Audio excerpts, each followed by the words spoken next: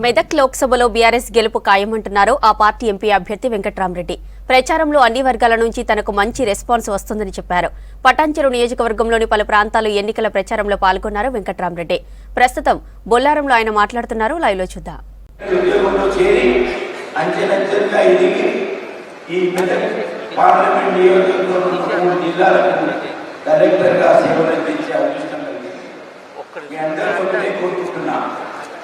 అధికారిగా నాకు అనుభవం ఉంది, కానీ రాజకీయంగా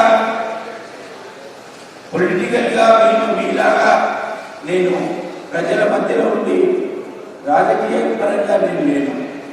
కానీ ప్రజల గుండెల్లో, ప్రజల ఉదయాల్లో ఒక అధికారిగా నిరంతరం శ్రమించి మొట్టమొదటి రోజు ఉద్యోగం చేరినప్పుడు 25 సంవత్సరాల క్రితం ఒక్క గుర్తు పెట్టుకొని ఉద్యోగంలో చేరాలి.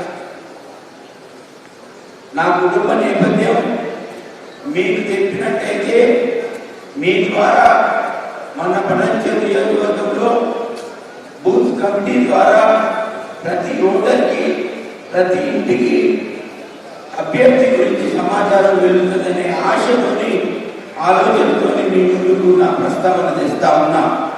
దయచేసి ఓపికగా గమనించి మీ అభ్యర్థి గురించి చెప్పాల్సిన అవసరం ఉంటుంది. కాబట్టి మీలో ఒక రాజకీయ ప్రక్రియలో ఎదగని వ్యక్తిగా అధికారిగా ఉన్నాను కాబట్టి నా పరిచయం మీకు అవసరం. మీ ద్వారా ఓటర్లకి, ఇంటింటికి నా పరిచయం అవసరం. అది నా పరిచయాన్ని నేను చూస్తున్నాను. సవినీయంగా వినండి, దయచేసి తప్పుగా భావించకండి.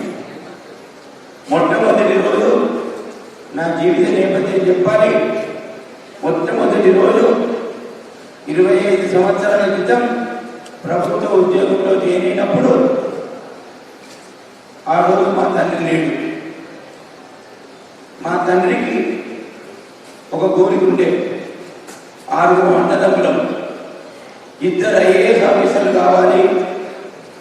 మీరు 2 అన్నదమ్ములు ఎవరైనా 2 ఐఏఎస్ ఆఫీసర్లు కావాలన్నప్పుడు వారి కోరిక మేరకి అందరం కూడా విద్యావంతులమై, అందరం కూడా యూనివర్సిటీలో, కాలేజీలలో ఫస్ట్ ర్యాంకులు తెచ్చుకొని, మా దురదృష్టం తండ్రి చనిపోయిన తర్వాత మేమిద్దరం అన్నదమ్ములం ఐఏఎస్లు అయినాం, 2 జిల్లాలకు కలెక్టర్లు అయ్యాం. అయితే తండ్రి ఆశయం ఏదైతుందో ఆ రోజు ఉర్దూ మీడియంలో ఉస్మానియా యూనివర్సిటీలో BA